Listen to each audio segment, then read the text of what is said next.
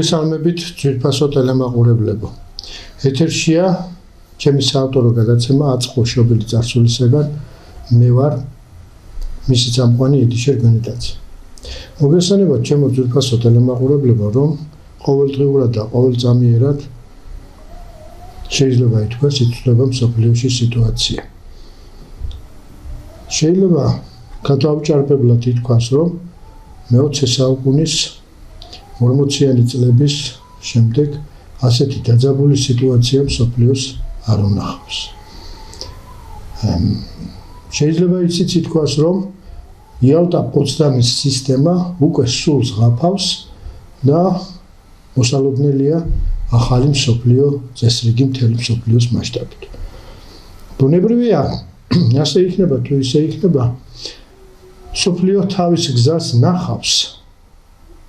მსოფლიო რომ იტყვიან მიაღწევს იმას, რომ მიღწეული იქნეს გარკვეული წითელი ხაზები, როგორც მიღწეული იქნა იალტა პოცდამის სისტემის შემდეგ, რომლის გადალახვაც გარკვეული წლების განმავლობაში და თითქმის შეიძლება ითქვას 80 წლის განმავლობაში შეუძლებელი ხდებოდა.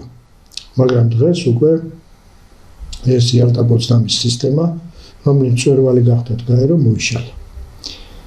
ბუნებრივია ისმის კითხვა და სულ მუდამ ამ კითხვას ვსვამ ჩვენს გადაცემაში, რა როლი და ადგილი აქვს ამ სისტემაში საქართველოს.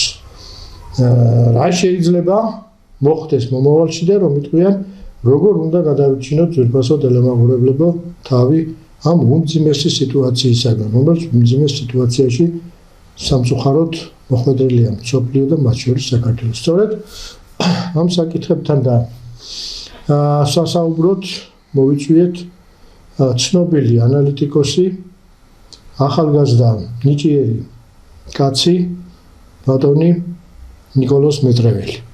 მოგესალმებით ბატონო ნიკოლოზ და დავიწყოთ ჩვენი საუბარი იმ თემით, რომელიც აგრელი გადაწუხებს ჩვენს ქვეყანას. ეს არის უპირველეს ყოვლისა მიმდინარე მსოფლიო გადანაწილების პროცესი, ფაქტობრივად ეს არის და როგორ შეიძლება დააღწიოს საქართველოს თავი. და ამავე დროს ვიცი თქვენ მოახსენეთ ძვირფასო ტელემაყურებლებო, განსაკუთრებით ეს ახალგაზრდა კაცი მუშაობს განათლების საკითხებზე და აქედან გამომდინარე შევეცადოთ და შევეცდებით, რომ საუბარი ამ კუთხით წარიმართოს. ბატონო, მოგესალმებით ბატონო ედიშერ, დიდი მადლობა მოწვევისთვის. მივესალმებ ჩვენს მაყურებელს. ხო, თქვენ სწორად აღნიშნეთ შესავალში, ძალიან რთული გეოპოლიტიკური ვითარებაა შექმნილი.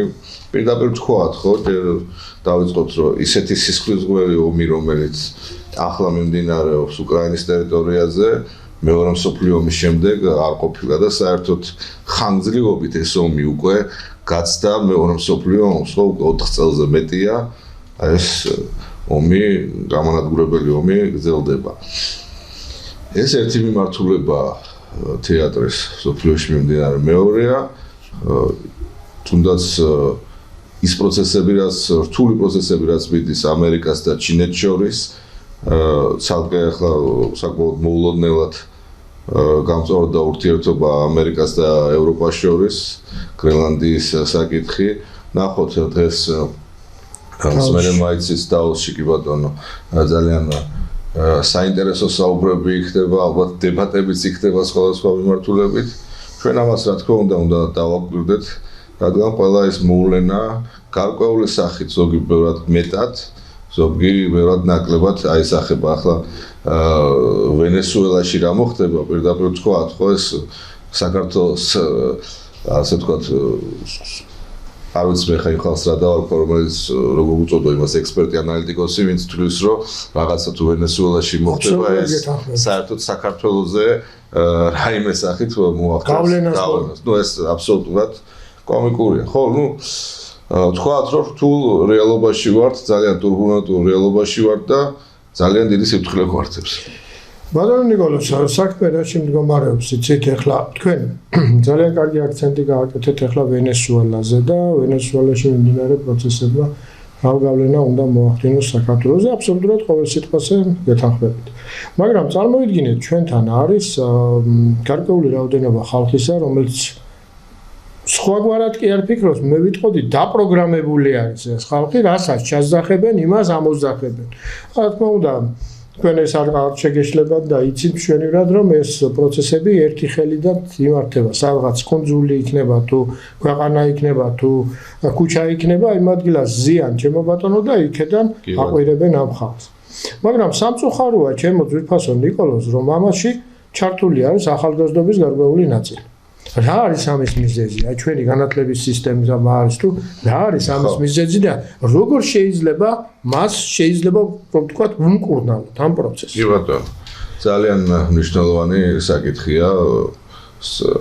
ახლა თქვენ ჩემზე კარგად მოგეხსენებათ, რომ 90-იანებდა რა ჩამოყალიბდა რაღაც პრივილეგირებული კასტა, ეს სოროსის ფონდმა, თვითონ სოროსმა დაიწყო აქ ხალხის ძებნა, ასე ვთქვათ, soft power-ის განხორციელება ჩვენ ქვეყანაში და ჩამოყალიბდა რაღაც ფსევდო ექსპერტები, ფსევდო პროფესორები, რომლებიც წამლავენ ხო ქვეყანას და საბოლოო ჯამში საქართველოს ცუდით არიან დაკავებულები.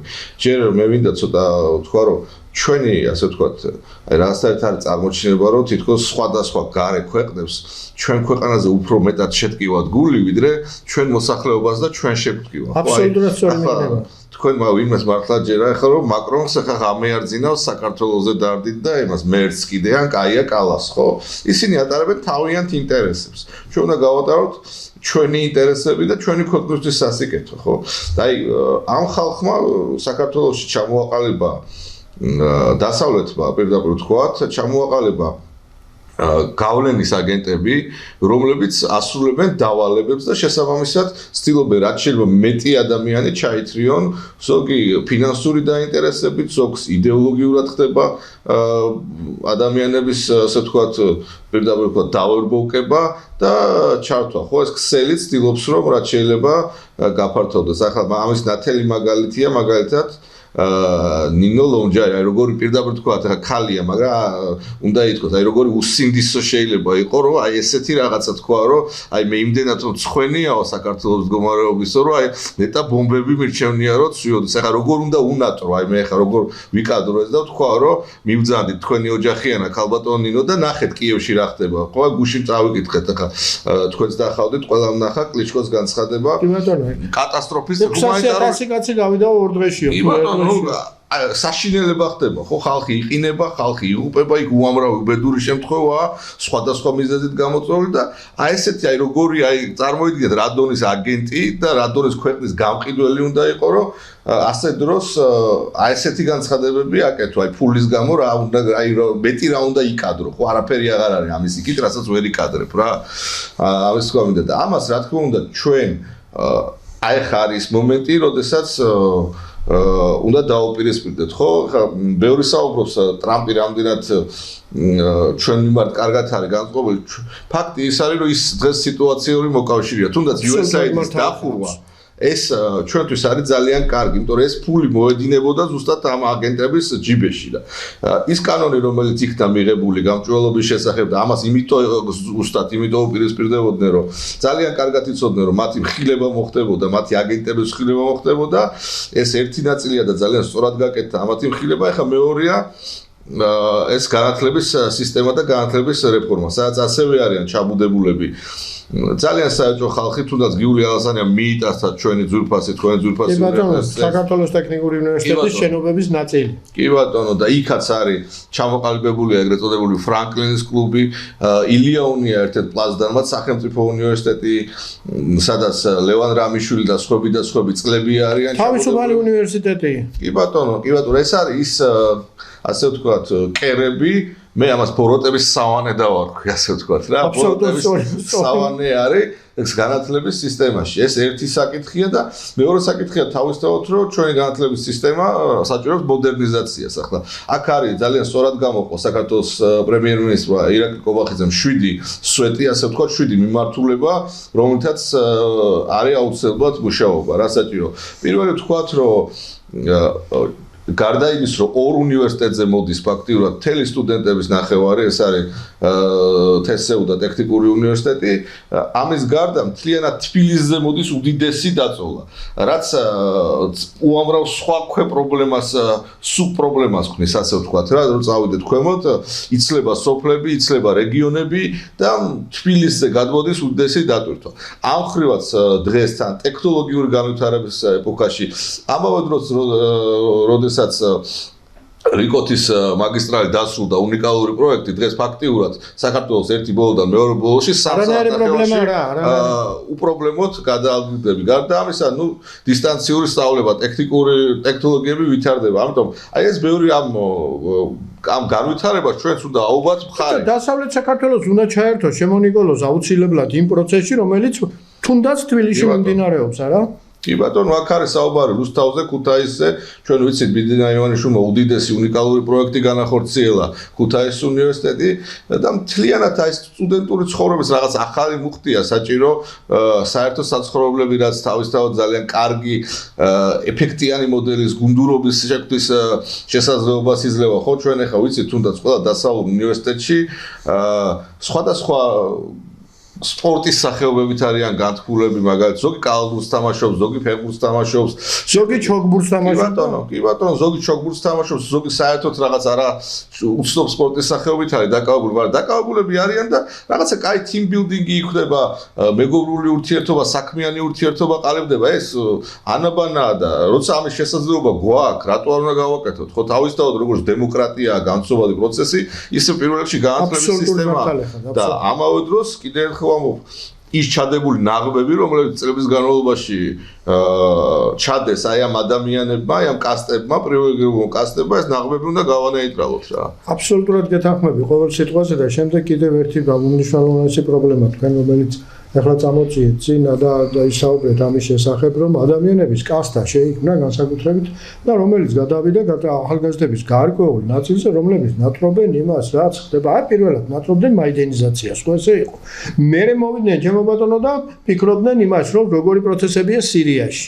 სირიიზაციას ნატრობდნენ, მერე ნატრობდნენ უკრაინიზაციას, ნეპალიზაცია და ახლა ირანიზაცია. მაგრამ ყველაზე მეტად გამაგიჟა ფაქტობრივად შეიძლება ითქვას იმან, რაც ამ დღეებში ხდებოდა ახლა თბილისის ქუჩებში, ირანიზაციას და შაჰის დროშებით სირფილი კაცო. ახლა ეგ უკვე რას ნიშნავს? ეს იმას ნიშნავს, რომ ის ახალგაზრდობის ნაწილი, რომელიც იმათ დაფინანსებულებს და გამობრიყვებულებს, მე ასე ვიტყოდი, სხვა რა შეიძლება ეწოდოს, დარბოდნენ ქუჩებში, საერთოდ საქართველოს ისტორია ეთყობა არ იციან რა. საერთოდ წაკითხული არა აქვს საქართველოს ისტორია. ბოლოს და ბოლოს ამ ადამიანებს, ჩემო ნიკოლოზ, მე ვერ გამასხვავებ იმათგან, ვინაც 1795 წლის 11 სექტემბერს უკან გაბრუნებულ აღამ ახმად-ხანს მივიდა და შემოაბრუნა უკან ერეკლესო ნაკლები ჯარიყავსო. და მართლაც შემდეგ თბილისში რომ ააოხრეს მათ. რა სიტყოდით ამის შესახებ? ახლა რა არის ეს? ეს არის განათლების დეფიციტის შედეგია? თქვენი ისა რა ქვია დაკვირვებების შედეგად თუ იმის შედეგია რომ უпростоრად მე მაგალითად აუხსნელად მემარჩნია თუ იმის შეიძლება ითქვას რომ აი მაგალითად თქვენ ახალგაზრდა კაცი ბრძანდები და ჩემს ახალგაზრდობაში ხშირად უჩვენებდნენ ბავშვი რო ვიყავდნენ მოსწავლ გიორგი სააკაძე მაგალითად ფილმს ხშირად უჩვენებდნენ ბაშიაჩუკ ჩემო ბატონო და ამავე დროს სკოლის მასწავლებლები კოლექტიურად ასწრებდნენ ბავშვებს და შემდეგ უხსნიდნენ ამ პროცესებს. აი, ეს ხომ არ უშუელი და გარკვეულწილად მე ვლაპარაკობ სუნთლიანად, მაგრამ აი ისტორიაზე უფრო მეტი აქცენტი და ასე შემდეგ. რა შეტყოდით ამ საკითხის გარშემო? აუცილებელია სახელმწიფო პატრიოტული აზრდა იმ ისტორიულ წიგნებშიც ბევრი ცვლილება არის შესატანი. აბსოლუტურად გეთანხმებით. ბევრი ასე ვთქვათ, ყველა უნდა გაიგოს თუნდაც რა ხდებოდა ქვეყანაში 90-იან წლებშიც 2000-იან წლებშიც და დღესაც რა ხდება ყველაფერზე ქრონოლოგიურად ობიექტურად უნდა ვისაუბროთ ახლა 30 წელზე მეტია უკვე გასული დამოუკიდებლობიდან და შეგვიძლია ჩვენ თავისუფლად რაღაცა ეპოქა რეალურად თქვათ რომ რომელზეც თანამედროვე საქართველოს ისტორიაზე მეტი ნაშრომი ჩაიდოს სასკოლო და საუნივერსიტეტო განათლება, სადაც ყველაფერს თავის სახელი დაერქმევა, ხო, ანუ ეს არ არის რაღაცა პოლიტიზაცია, სიმართლე უნდა ითქვას რა, ხა ციხეში რო ხალხს აწამებდნენ და ეს უდიდესი დანაშაული იყო და ეს ხდებოდა. და ეს ხალხი კიდე დღევანდელ დღეს მაღალ ყალყებზე როდგანან. ეს ხალხი აუცილებლად გეთანხმები. ხო და ამ ირანზე საერთოდ მე ვერ ვიგებ ესენი აქ რატო დარბიან ამ ირანის დროშებით ან კიდევ ერთხელ მივდივარ უსამშობლობასთან და არ ვიცი მე რა და ახლა ერთი პოლიტიკოსი ხო გამოვიდა ხო გახსოვთ ეს ძალიან ასე ვთქვათ განსაკუთრებით სამარცხვინო პოლიტიკოსი რომ მეო ისე უკრაინას გულშემატკივრობს საქართველოსთან საფეხბურთო მატჩში. კი ბატონო. ახლა მეტი ილუსტრაცია რა შეიძლება და ან იმ ირანშიც რა შუაშია თუნდაც ირანში რაღაცა შეიცვლება საქართველოსზე რატო უნდა აისახოს ანუ შიდა ქართულ პოლიტიკაზე რა ახმა შეიძლება მოხდეს თუნდაც რომ შეიცვალოს ირანში ხელისუფლება ანუ საქართველოში რა მოხდება ირანიდან ჩამოვლენ ირანელი პოლიტიკოსები და აქ შეცვლიან ხელისუფლებას თუ ანუ ამათთვის საერთოდ რა იცვლება მე ამას მაგრამ ნუ ამათგან ხო საერთოდ რაციონალურ ლოგიკურ ჭრილში ამათთან საუბარს და დისკუსიას აღარ აქვს აზრი რა ჩვენი უნდა გავაკეთოთ ამაზე კარგი დრო არ გვექნება ახლა და უნდა მივხედოთ საქმეებს და გავამტკიცოთ ჩვენი ქვეყნის იდენტობა და მთლიანად დემოკრატია ამაზე კარგი დრო აღარ ექნება რაც უნდა ის ილაპარაკოთ ქვეყნის შიგნიდანაც ქვეყნის გარედანაც ნუ ხედავთ უბრალოდ წარმოვიდგინეთ როგორი სიტავხედია რომ გერმანიის ელჩი ხვდება ახალგაზრდებს და დიდი ალბათობით იქ სწორედ რევოლუციურ სცენარებზე და ასეთ საკითხებზე იყო ჯერ რაც დადის ეს ელჩი რა უნდა სასამართლო პროცესებს რო ესწრება აქციაზე რომ მიდის აი ვინ ეკითხება სად რა უნდა ქვეყნის შიდა საქმეში რატო რა საერთო აქვს იმ ხალხს რაზე ელაპარაკება ეს ძალიან მაინტერესებს ნუ გასაგებია რაზეც ელაპარაკება მაგრამ მე შემდეგ რომ აი ამ სიტუაციაში რომ გაეჭედა მეო ისაო განათლების რეფორმაზე ველაპარაკებოდიო ახალგაზრდებსო აი საქართველოში უნდა ჩატარდო რა შენი საქმეა პირდაპირ გასაგებად თქვა რა ვინ გეკითხება ჩვენ აი დავსწრებით დარგის სპეციალისტები და რა რეფორმას გავატარდა და ამაზე ახლა ანგარიში უნდა ვაბარო იმას რა ქვია პეტერ ფიშერს ნუ აი ესე თავგასულობასთან არ მაგრამ რაც უნდა ის ილაპარაკონ გინდა კაია კალასპო ვინც არ უნდა იყოს სადაც არ უნდა იყოს ჩვენი უნდა გავაკეთოთ ეხლა რა აბსოლუტურად გეთანხმები იმიტომ რომ ჩვენ ისეთი სიტუაცია გვაქვს დღევანდელ დღეს დამდგარი რომ ფაქტობრივად არსებობს გზაგასაღარი არის რომელ გზას ავიჩევთ იმიტომ რომ სოფლიოში გადანაწილების პროცესია და ამ გადანაწილების პროცესის შედეგად სად აღმოჩნდებით როგორ აღმოჩნდებით რა სიტუაციაც აღმოჩნდებით და როგორ იქნებით ეს ძალიან საინტერესო საკითხი არის და მომავლის ფაქტობრივად ეხლა ალბათ თქვენ პროფესიონალი ბრძანდებით პოლიტიკაში ჩემო ბატონო ჩემო ნიკოლოზა მინდა ერთი რამ თქვა რომ ალბათ ეს პროცესი დასრულდება ამის შემდეგ დაახლოებით 1-20-30 წელი პროცესი იმ საზღვრებს არ გაცდება რომლითაც ჩამოყალიბებული იქნება მოდი დავარქვათ ახალი იალტა პოცდამის სისტემა ფაქტობრივად ეს ასე იქნება და ამიტომ 20-30 წელი ძალიან მნიშვნელოვანი არის ქვეყნის ცხოვრებაში და ამიტომ აბსოლუტურად ვეთანხმები ამას წინათ განათლების მინისტრმა ბრძანა იმის შესახებ რომ ვიწყებთ ამ რეფორმას და მოგცემს გარკვეული პერიოდის უცბად ეს არ მოგცემს შედეგებს არ მოგცემს და გარკვეული პერიოდის შემდეგ ამისათვის საფუძველი უნდა იქნეს მომზადებული ყოველივე ამისათვის. როდესაც ამ საკითხების შესახებ მსჯელობა გვაქვს, როგორ დამოკიდებულება გაქვთ ახლა თქვენ მაინტერესებთ თქვენ ამ საკითხის მიმართ ჩვენ საქართველოს ისტორიაზე საუბარი დავიწყოთ და ძალიან მნიშვნელოვანი მიღწევა ჩვენი განათლების სისტემაში რომ ქართული ენა შემოვიდა ძირითად ყველგან სწავლების აუცილებელ საგნად რა.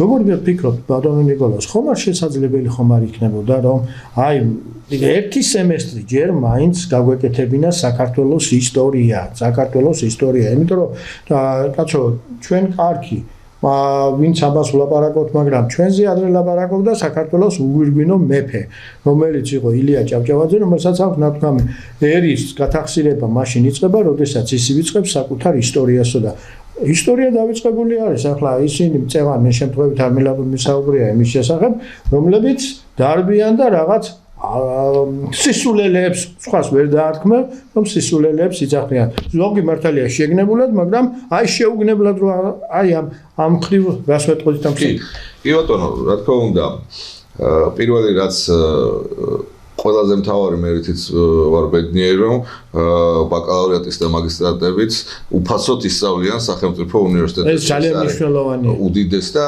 ანუ ამასაც კი აკრიტიკებენ ოპონენტები, აი რა. ფასების დაწევას არ კრიტიკებენ, კაცო, ფასების დაწევას წარმოუდგენელი. არა, გასაგებია ხა იქ მე რომ მოვიკითხე ჩავეზიე და თქვენც ნახავდით, ერთ-ერთი ამ დისტრიბუტორთა მთავარი ნიშა უჭირავს მამუკა ხაზარაძეს, ხო?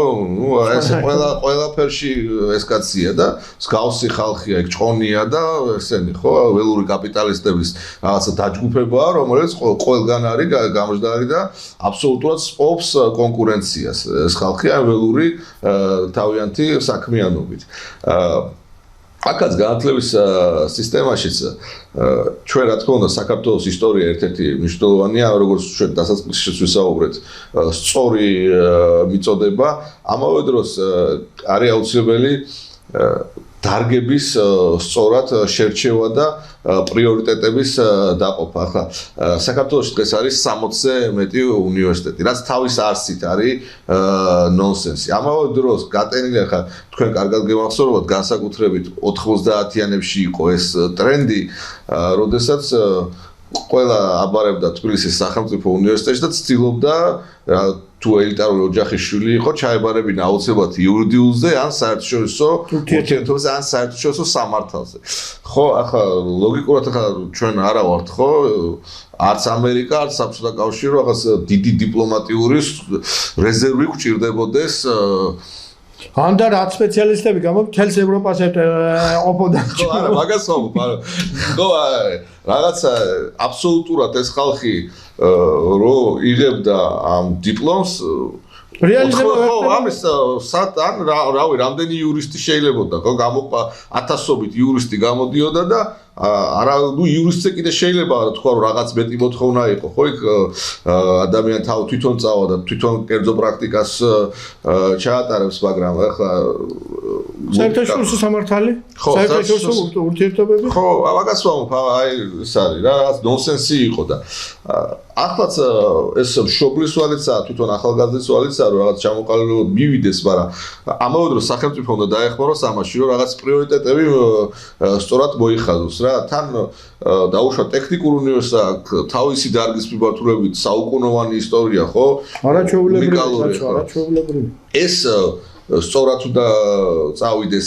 აქეთ დაუშვათ იგივე უნიკალური ისტორია აქვს თბილისის სახელმწიფო უნივერსიტეტს თავისი მიმართულებებით, ხო? აი ეს სწორად უნდა მოხდეს. არ არის საჭირო ყველგან დუბლირება ყველა ერთი და იგივე მიმართულებების, თუნდაც იურიდიული არ არის საჭირო, ისწავლებოდეს 64-ვე თუ რამდენიც არის, 65 და დავთვალე უნივერსიტეტი თუ 64. არ არის აუცილებელი რომ ყველგან იურიდიული ისწავლო. ეს ერთი ძალიან სწორად ამის დაგეგმა არის საჭირო, იმიტომ რომ მეორე მხრივ ახლა და კარგია რომ ბიზნესიც არის ჩართული ამ საკითხში. სულ აი ახლა მე რაც მესმის, ყველა ბიზნესმენი ასე ვთქვათ, წუწუნებს იმაზე, რომ არ არის კადრი, ხო, არ ყავს კადრი. და კი ბატონო, ანუ მაშინ მათი მხრიდანაც იქნება წინადადებები და ერთ-ერთ მთავარ პრიორიტეტად ჩაიდება ეს, რომ ჩვენ დავთვალოთ, სად რამდენი კაცია საჭირო, რამდენი კაცია ამ ყვადაღებულ საერთაშორისო ურთიერთობებზე საჭირო, რამდენი დიპლომატი გვჭირდება პირდაპირ ვთქვათ, იმიტომ რომ ძირითადი სპეციალობა მაინც საერთაშორისო ურთიერთობების სპეციალისტის შეიძლება იყოს ეს, ნუ არ ვიცი მე ხა შეიძლება საექსპერტო წრეებში წავიდეს, მაგრამ ამდენი ხალხი 1000-ობით კაცი ამ მიმართულებაზე საჭირო არ არის აშკარად. ხო და აი ეს არის და ამავე დროს დეცენტრალიზაცია, რაზეც დავიწყე დღეს, როგორც თქვი, საშუალება არის ამის, თბილისი არის სამწუხაროდ არის ძალიან გადატვირთული. ეს 100,000 სტუდენტი არის ერთ ქალაქზე და კიდე 85% მთელი სტუდენტობის სწავლობს თბილისში.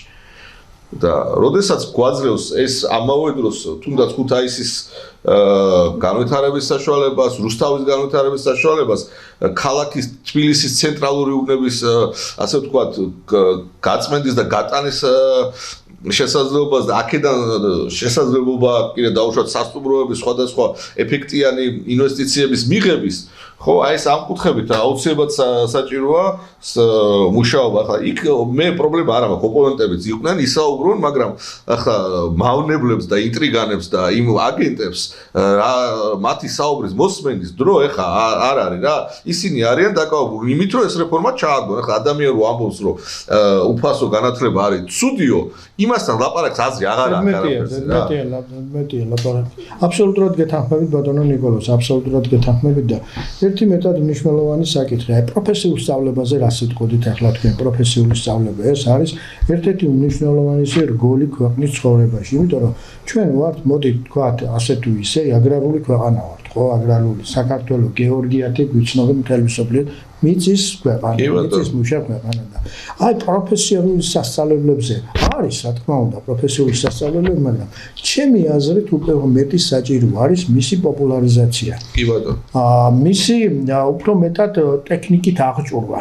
და შემდეგ როდესაც ბრძანეთ, რომ ამდენი მშენებლობებია ქვეყანაში, მაგრამ ერთ კარგ მებათქაშეს ვერ ნავა. სანდრით რომ ეძებო ბატონო, აი ესე ასეთყოთ ამ საკითხს. ხო, ნუ ელემენტარულად იმდენი ამწეკრანი აშენებს, ხო, ამას ამ წეს სპეციალისტია, ოპერატორია საჭირო, სხვადასხვა მე მშენებლობაში ესე ვერ ვყვე, მაგრამ იქ დარწმუნებული ვარ, უამრავი მუშახელი საჭირო. აი მაგალითად ბინას აკეთებს, სახლს აშენებს, რაღაცას აკეთებს რა, ადამიანი აკეთებს. ხომ ვერ ნახავ ისეთ სპეციალისტს, რომელიც როგორ გეტყვით, ახლა მეავლაპარაკ რაღაც აუცარ დონეზე, რომელიც თვალს მოეწონება მის მიერ გაკეთებული. როგორ ფიქრობთ? აუცილებელი აქ აი ამიტომ ვთქვი რა, პირველ რიგში ბიზნესმენს უნდა ასე ვთქვათ ჩამოყაროს ის სურვილები, ასე ვთქვათ, რა ტიპის კადრები ჭირდებათ და ამავე დროს სხვადასხვა ახლა მაგალითად კახეთში ხო რატომ უნდა გვჭირდებოდეს ჩვენ სულ ვიღაცა უცხოელი მეღვინის ჩამოყვანა. ადგილზე დაუშვოთ, ერთ-ერთ მარტივ მაგალითს ვამბობ რა, ადგილზე აუცილებელია ხა ბუმია ამ ქარხნებს საკმაოდ კარგი შემოსავალი აქვს, ღვინოს ნორმალურად გადის ექსპორტზე, სტაბილური შემოსავალი აქვს ქვეყანაში აქედან. ამიტომ თუნდაც ამ მიმართულებით სხვადასხვა რეგიონებში ეხლა ძალიან მომწონს მე მაგალითად ბათუმის საზღვაო უნივერსიტეტი ერთ-ერთი მთავარი პრიორიტეტია იქით. ანუ აი ეს უნდა რაღაცა დავქცევოთ, სწორი მენეჯმენტი მივცეთ რა, სწორად გადავანაწილოთ ეს კადრები, რომ რაღაცა ახალგაზრდა თბილისში არ მოდიოდეს დაუშვათ იმიტომ რომ უბრალოდ დიპლომი აიღოს და შემდეგ აბსოლუტურად სხვა სპეციალობით დაიწყოს მუშაობა დაუშვათ ან რა ვიცი მე აბსოლუტურად ყველა სამუშაო ადგილი ნებისმიერი ადამიანის შრომა კანონიერი არის მისასალმებელი მაგრამ ნუ კარგი იქნება ხო კარგი კი არა აუცილებელი იქნება რომ ეს ხალხი იმ სფეროში დასაქმდეს სადაც განათლებას იღებენ აბსოლუტურად გეთანხმებით და კიდევ ერთ რა საინტერესო რა საკითხია ბატონო ნიკოლოზ ყურადღება მისაქცევი როგორც არის სკოლებში ამ სკოლებში ასე იგი ფაქტობრივად რომ სკოლებში მუშაობის გარდაქმნა პროფესიული მუშაობის რატო რა მაქვს ხედველობაში მაგალითად საქართველოში იყო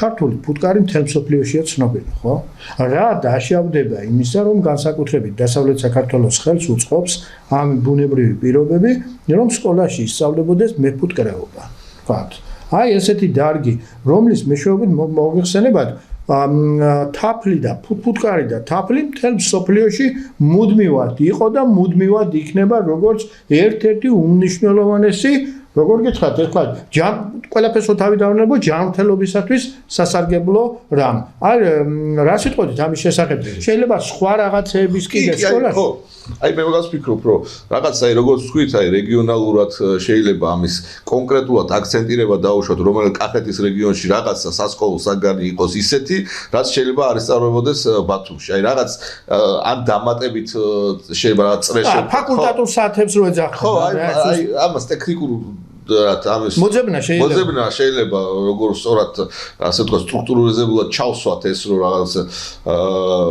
უკანონო არ იყოს რა უხეშად რო ვთქვათ ამის სტრუქტურულ სისტემაში მოყვანა თავისუფლად შეიძლება ამიტომ ეს ახლა რეფორმა არ არის ერთი და ორი დღის ამბავი როგორც თქვენ აღნიშნეთ თანდათანობით ნუ პირველი ეტაპია უკვე რომ სტუდენტები უკვე სექტემბრიდან უფასოდ დაიწყებენ სწავლას წელს სულ რამდენიმე თვეში და ნელა-ნელა უკვე დაიწყება ხა ამის გატანაც ესე მარტივი არ არის 10,000 სტუდენტი ესე გადაანაწილო ფილიგრანულად ამას დრო ჭირდება ოპტიმიზაცია ჭირდება თვითონ თავისთავად პროფესურის, რომელიც მოერგება დანაწილდება სწორად. მე არ ვთვლი და საერთოდ ვიღაცები ფიქრობენ, რომ რაღაცა კადრების შემცირება არ იქნება, ვინც ნორმალური და ღირსეული პროფესორია და რომელიც არ წამლავს ამავე დროს პოლიტიკური იდეოლოგიებით სტუდენტებს და ახალგაზრდებს სასკოლო, ის ხალხი ჩვეულებრივად გააგრძელებს მუშაობას. მაგრამ აქაც ითქვა ხა ვიღაცებმა, ხო? რუსულ კანონს და იმაზე რომ ვერ გაიგეს სახელმწიფო სტრუქტურებში ახლა თუ რთული რომ შენ ქვეყანაში აწერ ხელს რომ აქ რაღაცა რუსული რეჟიმია რა გინდა მაშინ მართლა რა გესაქმება ხო ანუ რაღაცა მუშაობ ოკუპანტებთან მუშაობ თუ რასაკეთებ ამდა როდესაც ლაპარაკობ რომ მინდა ვის არა ქვია შეწყალება მაგრამ ეგრეთ წოდებულ მთავრობასთან ეგრეთ წოდებულ შენთვის თუ ეგრეთ წოდებულია ისა არალეგიტიმურია პრეზიდენტი მაშინ რატომ მიმართავ ესას საოცრებაა რა ხო არა ნუ რაღაც მცირე ჯგუფია აგენტურული დაფინანსების რომელიც აბსოლუტურად არეულები არიან რა ეხა მოგწამლესო იძახიან და გონებრივად არიან ესე მოწამლულები ნამდვილად ამის თქვა შეიძლება მე ხა არ მინდა ესე საუბარი მაგრამ ანუ არაადეკვატურ ხალხთან გვაქვს საქმე რა უნდა საფრთხილოა ეს ფოტოშოპი ძალიან დიდად საფრთხილოა ნუ ახლა არ ვიცი მე ცოცხლად პოლიციელების დამწველი ხალხი რატომ და ამათ მივად და გამოგვიცხადეს რომ სინდისი რომელიც სინდისის პატიმრები არიან ახლა ესენი ხო სირცხვილია ამაზე ლაპარაკა სინდისის არა იმის პატიმრები არიან ესენი არიან ჩვეულებრივი რადიკალი კრიმინალები რომლებიც აპირებდნენ ქვეყნის ამოყირავებას და მე მათი აგენტურა საქართველოს ომში ჩართავს ახლა მათი ერთ-ერთი გურუ ეგრეთ წოდებული გირჩს რო დაერქვეო ჯერ კაცი და მე რაც გააკეთა რა ქვია საოკუპაციო ხაზზე ხო ესეთი ეს რო გეყოლება ჯერ ლიდერად და ამას რო ხوارს დაუჭერ და ამის აზრს რო მოისმენ საერთოდ ამ ლაჩარი ადამიანს და ეხლა ეს რას ამბობს ალბათ გახსოვთ გაცემაში რომ მეო აქო კიო ომი კი არ მინდაო იმათთან რუსებთან მაგრამ აიო ერთი 10,000-იან 20,000 რუსიო რო აქო ისე შეარაღებული ხო რო აქ რო ის იქიდან უკრაინაში რო არიანო იქიდანო ხო აი ეს რეზერვი რო უდგას იქ რუსებს და ისო აქო იქ დააყენონო და ეხლა ეს რას ნიშნავს ჯერ ეხლა მე რო რუსის წარმოდგენიდან რო ყურებ რომ ეხლა რატო უნდა გადმოვისროლო აქ 20,000 ჯარისკაცი ხო ლოგიკურად ესე იგი ვიღაცა აქედან მეორე მხრიდანაც ქართველი მოადგა შეიარაღებული რომელიც რაღაცას აპირებს ხო ჯარი დგას აბა ისთვის მომყავს მე რეზერვში როგორ დააიძულო რომ ის რეზერვი გადმოისროლო შენც აქედან უნდა მიუყენო ტანკი ხო ეხლა ისო ამას ხედავს ეხლა რას იზავს რომ ეს 20,000 კაცს გადმოისროს და კაი იტყვის რომ ჩვენც ესე ვიდგებით 20,000 კაცი და თქვენც იდექით ჩვენც ვიდგებით ხო ადგებოდა ის 1000-ობით დრონი რო აქვს ჯერ რო იძახიან რაკეტა არა აქვს დრონი არა აქვს რუსეთს ხო ყოველ რადგეშიც არის კიევიდან მთელი უკრაინა ამას ხედავ და აი ჯვარი გწერია რომ უბრალოდ ერთი ასე ვთქვათ ზალპი ერთი ღამის ზალპი რასაც უშენენ უკრაინას აი საქართველოს დაუშვირო აი ხო აი წარმოგიდგენთ აი მაგრამ ნუ ხო აი ლოგიკურად ხო აქამდე მივდიო აი რო იძახიან ხო ესა ომი გინდათ რომ ხო აბა ომია აბა რასაკეთებ ამით შენ ომს იწვევ აბა რა შვები ხო ანუ აი ესეც ხალხთან აქვს საქმე თავის უტვინობით თან ანუ გარდა იმის რომ აგენტურ დავალებას ასრულებენ ვერც იაზრებენ ხო და ამავე დროს არიან აბსოლუტური ლაჩრები ეხლა ზურაჯა მე ჩვენ უნდა ვიბრძოლოთ ისე ბატონოში და ჩვენ მოუჯახებმა თორე ეს ის ხდალი აძურებიან ეს სად იბრძოლა 2008 წელი არ გვაქვს ეს კურდღლები თავიანთ თავარ ეს ჯერ რა დაგმართა აი ეს ხალხი რომზე ილაპარაკებს კურდღელივით იმაში რა ქვია დაცვას ასწრებდა ვერ დაეწიო 50 კაცი მისდევდა და ზოგი მანქანით მისდევდა რომ ჩაეტენათ და ეს ხდალი ლაჩარი ის დეზერტირი მარკირებული სააკაშვილი და ამათ იმედზე უნდა ვიყოთ მე ჩვენ და ამავე დროს კიდე ერთი მეტად მნიშვნელოვანი საკითხი არის ეს ადამიანები ისეთები არიან რომლებსაც რასაც ეტყვიან მათი უცხოელი პატრონები როგორადაც აუქნევენ ხელს ისე აკეთებენ ახლა არა ერთი და არა ორი მაგალითი მე მაგრამ მეორე ამბავია ბატონო ნიკოლოზ და მე მგონი ფიქრობ დამეთანხმებ ძალიან მეტი გეონირული პოლიტიკა გაატარა ბიზინა ივანიშვილის ხელისუფლების მოსვლის შემდეგ ჩვენს ქვეყანაში გატარდა რატო ამ მრავალმა ტელევიზიებმა ამ სხვადასხვა მიმართულების სხვადასხვა ჟანრის მიმართულებებმა წარმოაჩინა სინამდვილეში ვინ არიან ახლა ქვეყნისათვის არის ცუდი თორე ახლა იცი რასაც წარმოადგენენ კაცი რომ სტუდიაში დაჯდება და იქიდან ლაპარაკობს გარეჯი საქართველოს როდის იყო ხო წარმოგიდგენიათ ახლა მე ახლა აი ნახეთ ზურაბ ჭიაბერაშვილი ყოფილი ქალაქის მერი ხო ესე იყო გამოვიდა და ლაპარაკ ერმა სახელმწიფომ ამოწურა თავის დრო და აბა სულ ასე ხომ არ ვიქნებით ესე იგი როგორც მაია სანდუმ თქვა იქა რომ ჩვენ უნდა შევუერთდეთო რუმინეთსო აი ესე ვის გვაერთებს ერთი ახლა საინტერესოა ძალიან საინტერესოა ხო ესე იგი ყოველ წარმოუდგენელ სიტუაციებში არიან ეს ადამიანები და მე აბსოლუტურად გეთანხმებით იმ შეფასებაში რომელიც თქვენ მიეცით ბატონ ტრამპს იმიტომ რომ მართალია არაორდინალური პიროვნება მაგრამ მე ვიტყოდი ყოველგვარი არ ვიცი ჩემს მოსაზრებას მომახსენებ რომ არა ტრამპის ხელისუფლებაში მოსვლა ჩვენ ძალიან გაგვიჭირდებოდა იმ პროცესების გადაჭრა რომელიც გუშინ შესულდა სხვათაშორის 1 წელი მის ინაუგურაცია მოხდა როგორ შეაფასებდი მის 1 წლიან მოღვაწეობას და ჩვენდამი დამოკიდებულებას მე ვფიქრობ რომ ჩვენდამი დამოკიდებულება ცუდი ნამდვილად არ არის პირდაპირ ვთქვათ ამის არავითარი ინდიკაცია არ არის მე ვფიქრობ პირიქით გარკვეული დადებითი მესიჯებიც იყო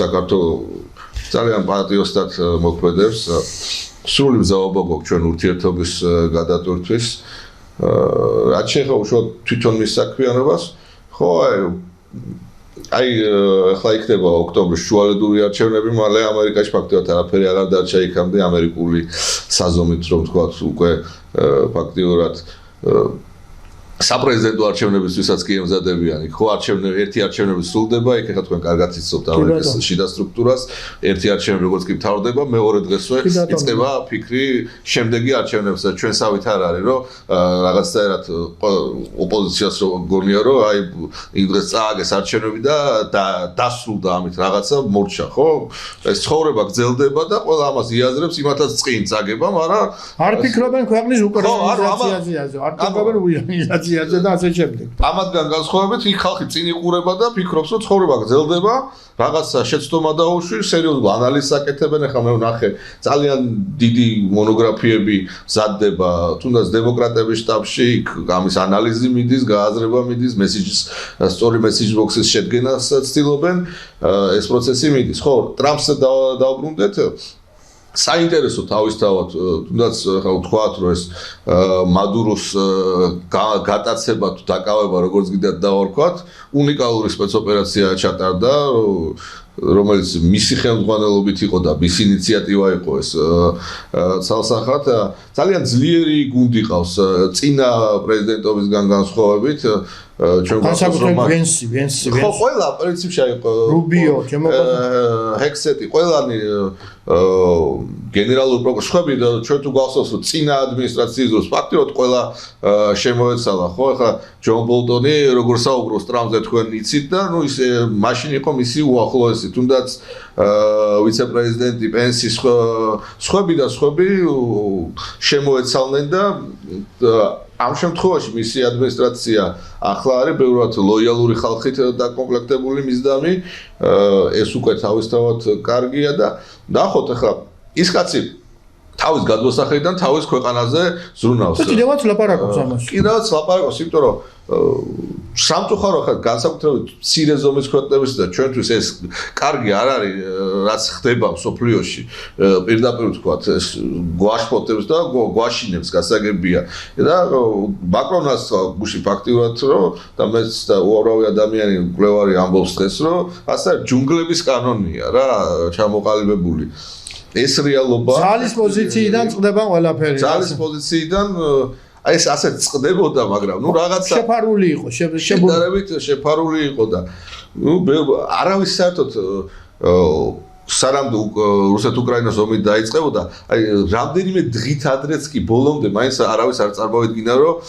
ეს ომი დაიწყებოდა იმდენად წარმოუდგენელი ამბავი მოხდა ხო და დღეს უკვე არაფერი აღარ მეკურს ფაქტიურად აი ყველაფერი ნათელია და შიშველია აი ყველაფერი გასაგებია და აქ აუცილებლად უნდა აღნიშნოს ბიძინა ივანიშვილის რა თქმა უნდა მორიგი უნიკალური ნაბიჯები მოქნილი სწორი ნაბიჯები, როდესაც ჯერ კიდევ მან 2024 წლის ზაფხულში ისაუბრა, როდესაც ამ კანონის მიღებაც ხდებოდა გამჭვირვალობის, მან პირდაპირ აბსოლუტურად გულწრფელად გითხრა, რაშიც იყო საქმე, როგორც იყო საქმე, რა იყო ჩადებული, რატო ვიღებდით კანონს ახლა, იმიტომ რომ ბევრ ადამიანს, ბევრ რაღაცა მაინც არ ესმოდა, რომ აი ჩვენ იცით რატო ვიღებთ ახლა არჩევნები ხო მოგებული გვაქვს. მოდი ესე წავიდეთ, რაღაც გვინდა ეს ზედმეტი თავის ტკივილი. ან შემდეგ არჩევნების მოგების შემდეგ, როდესაც იყო საუბარი, რომ რატო უწყვეთ ამ იმას ევროკავშირთან გზებს, ხო? საბოლოო ჯამში ხო ეს ყველაფერი გაირკვა, რომ ეს აგენტურა იყო მომზადებული. ჩვენ ამას ბიძინა ივანიშვილის ძალიან გააზრებული პოლიტიკით, ჩვენ ამას ასე ვთქვათ, დავასწარით, პირდაპირ ვთქვათ, გამოვფიტეთ მათი აგენტები. დღეს როგორც ხედავთ, უკვე 10-20 კაციც არ იკრიბება, ხო, ქუჩაში.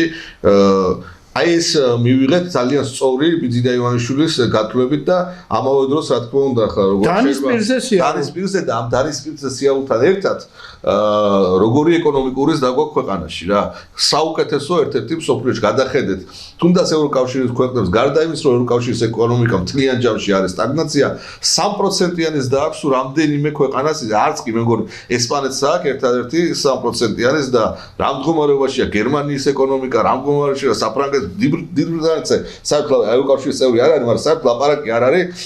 იქ ორივე ასე ვთქვათ, მე უყურებ სოციალურ კომენტარებს, რას წერენ დაუშვათ, სტრამერს რას უწერენ იქ თავისივე Facebook-ზე, იქაური მოსახლეობა, აბსოლუტურად ორივე ტრადიციული პარტია, ლეიბორისტების და კონსერვატორების დღეს არის განადგურებული. ხო, ნუ რა ხდებოდა წინა კონსერვატორების დროსაც, რავი, ერთ დღეში ერთხელ იცვლებოდა პრემიერ-მინისტრი. აი ეგ მდგომარეობა დღეს ევროპაში და ესეც კარგია, რომ რაღაცნაირად აქამდე წარმოდგენა იყო ქართულ საზოგადოებაში დიდწილად, რომ აი რაღაცა ევროპა კავშირი რაღაც ელდორადოა, სადაც ევროები ცვივა ციდან ეს ასე არ არის და ძალიან კარგია რომ ეს მანკიერი მხარეც და ეს მანკიერი ევრობიუროკრატიაც თავის კაია კალასები და ბარდება ისტორიას შემდეგ ბარდება ისტორიას და ამავე დროს კარგია რომ ჩვენმა საზოგადოებამ დაინახო რომ იქაც არიან გუბას სანიკიძეები, გიგა ბოკერიები და ასეთი ხალხი იქაც უამრავია სამწუხაროდ. უხვად.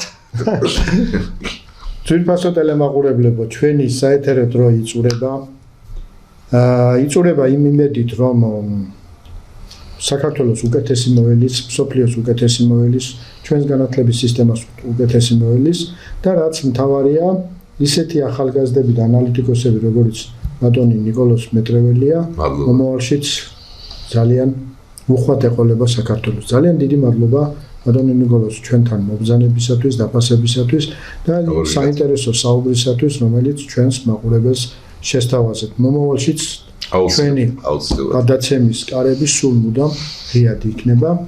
მე მაყურებელს შევახსენებ, რომ ეს გადაცემა გადის ყოველ ორშაბათს 22 საათზე ქართული ტელეს ეთერში. მადლობთ ყურადღებისათვის. მომავალ შეხვედრას.